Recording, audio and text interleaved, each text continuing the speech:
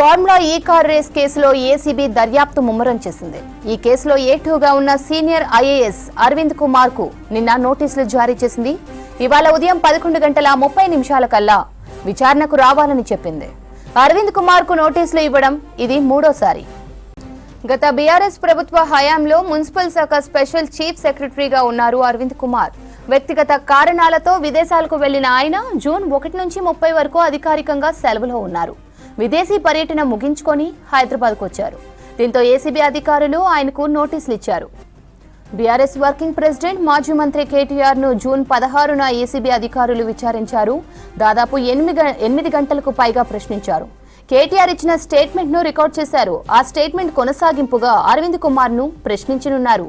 Formula ఏ operations CEO సహా ఈ car racing నిర్వహణ సంస్థ ఎస్ నెక్స్ట్ జెన్ ప్రతినిధులు మాజీ మంత్రి కేటీఆర్ ఇచ్చిన స్టేట్మెంట్లు కీలకంగా మారాయి.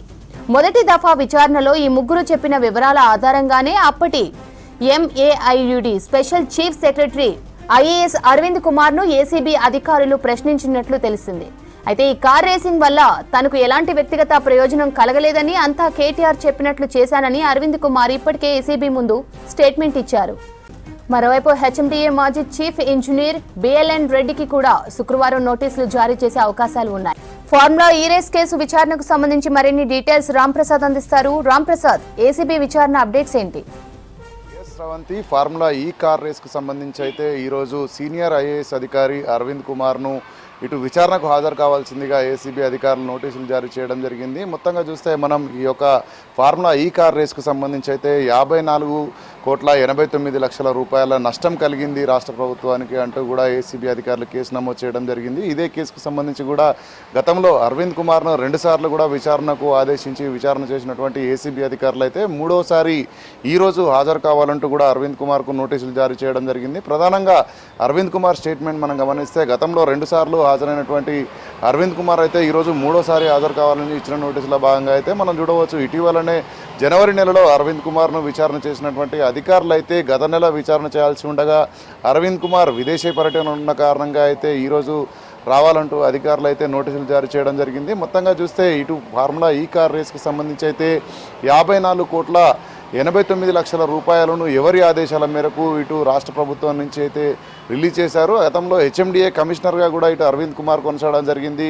ఈ యొక్క నిధుల చెల్లింపులో కీలకంగా వ్యవహరించినటువంటి అరవింద్ కుమార్ అయితే ప్రధానంగా మనం చూస్తే ఎవరి ఆదేశాలతో చేశారనేటువంటి కోణంలోనే అరవింద్ కుమార్ను ఇటు ఏసీబీ అధికారులు విచారణ చేస్తున్నప్పటికీ కూడా మనం చూడవచ్చు. ఇటీవల గత నెలలో గత నెల 16వ తేదీన అప్పటి పట్టణాభివృద్ధి శాఖ మంత్రిగా ఉన్నటువంటి కేటీఆర్ను కూడా ఏసీబీ అధికారులు అయితే విచారణ చేయడం జరిగింది. అనంతరం అరవింద్ కుమార్ స్టేట్మెంట్ ఆధారంగా అయితే తదుపరి చర్యలకైతే ఏసీబీ అధికారులు నిర్ణయం తీసుకునేందుకైతే ఈరోజు విచారణకు ఆదరించేది మనకు తెలుస్తూ ఉంది. ముఖ్యంగా ఈ యొక్క నిధుల బదిలీకి సంబంధించి అయితే అప్పుడు నిధులు చెల్లింపులలో అయితే ఎలాంటి నిబంధనలు పాటించలేదు అనేటువంటి ఒక ప్రధాన కోణంలో అయితే ఏసీబీ అధికారులు విచారణ చేస్తున్నారు. ఎందుకంటే ఇటు 54 కోట్లకు సంబంధించినటువంటి నిధులు ఏవైతే ఉందో హెచ్ఎండిఏకి సంబంధించినటువంటి జనరల్ ఫండ్ కావడంతో జనరల్ ఫండ్కి సంబంధించినటువంటి నిధుల బదిలీకి సంబంధించి అప్పుడున్నటువంటి ఆర్థిక శాఖ అనుమతితో పాటు అదేవిధంగా కేబినెట్ అనుమతి ఏవి తీసుకోకుండానే నిధులు ఏ విధంగా బదిలీ చేశారన్నటువంటి అన్ని అంశాలపై కూడా ఇటు ఏసీబీ అధికారులు అయితే ఇటు మాజీ సీనియర్ ఐఏఎస్గా ఉన్నటువంటి అరవింద్ కుమార్ను అయితే ఇటు విచారణలో భాగంగా ప్రశ్నిస్తూ ఉన్నారు. మనం చూస్తే 54 కోట్ల రూపాయలు ఇటు వేరే దేశానికి ఎఫ్ఈఓ కంపెనీకి పంపిస్తున్న క్రమంలో అయితే ఇటు ఆర్బీఐకి సంబంధించినటువంటి గైడ్ లైన్స్తో పాటు అదేవిధంగా ఇటు మనీ ట్రాన్స్ఫర్కి సంబంధించినటువంటి ఎలాంటి నిబంధనలు కూడా పాటించకపోవడంతో అయితే సుమారు 8 కోట్ల రూపాయల వరకు కూడా ఇటు భారతదేశం నుంచి ఎఫ్ఈఓ కంపెనీస్కు నిధులు పంపిన సందర్భంలో అయితే నష్టం వాటిల్లిందంటూ కూడా ఇటు ఏసీబీ అధికారులు వారి యొక్క విచారణలో అయితే ప్రశ్నిస్తున్నట్టు మనకు తెలుస్తూ ఉంది. అంతేకాకుండా ఇప్పటికే మనం చూస్తున్నాం ఈ యొక్క నిధుల బదిలీకి సంబంధించి ప్రధానంగా ఎఫ్ఈఓ కంపెనీ ఏదైతే ఫార్ములా ఈ కార్ రేస్ను రద్దు చేసుకున్నప్పటికీ కూడా 600 కోట్ల రూపాయల నిధులను కూడా తదుపరి ఏదైతే రేస్లో నిర్వహించేందుకు ఎందుకు అనుమతి ఇచ్చారు, ఎందుకు నిర్ణయం తీసుకున్నారనేటువంటి అన్ని అంశాలపై కూడా ఇటు ఏసీబీ అధికారులు ప్రశ్నించబోతా ఉన్నారు. ఎందుకంటే ఇటు మనం చూస్తున్నాం 54,89,00,000 రూపాయల నిధులు ఇటు వెచ్చించినప్పటికి కూడా ఎలాంటి లాభాలు రాలేదంటూ కూడా ఇటు వీళ్ళు ఇచ్చినటువంటి యొక్క ఆదేశాలు అయితే ఏవైతే నివేదికలు ఉన్నాయో వాటిపైన అయితే పూర్తి స్థాయిలో ఫోకస్ చేస్తున్నారు. ఎందుకంటే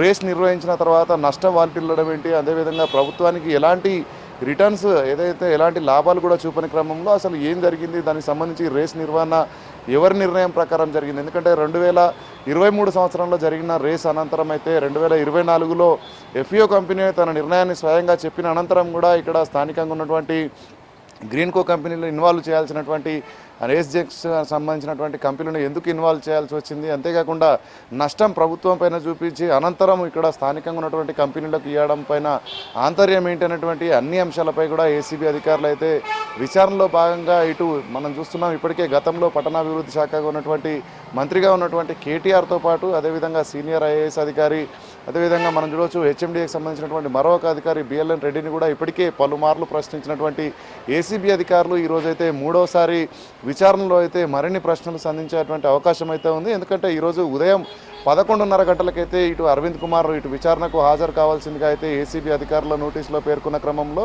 మరికొద్ది సేపట్లోనే ఇటు అరవింద్ కుమార్ కూడా ఏసీబీ ప్రధాన కార్యాలయం హైదరాబాద్లో ఉన్నటువంటి ప్రధాన కార్యాలయానికి చేరుకొని ఏసీబీ యొక్క విచారణను కూడా ఎదుర్కొనేటువంటి పరిస్థితులు అయితే హైదరాబాద్లో కొనసాగుతున్నాయి. శ్రవంతి.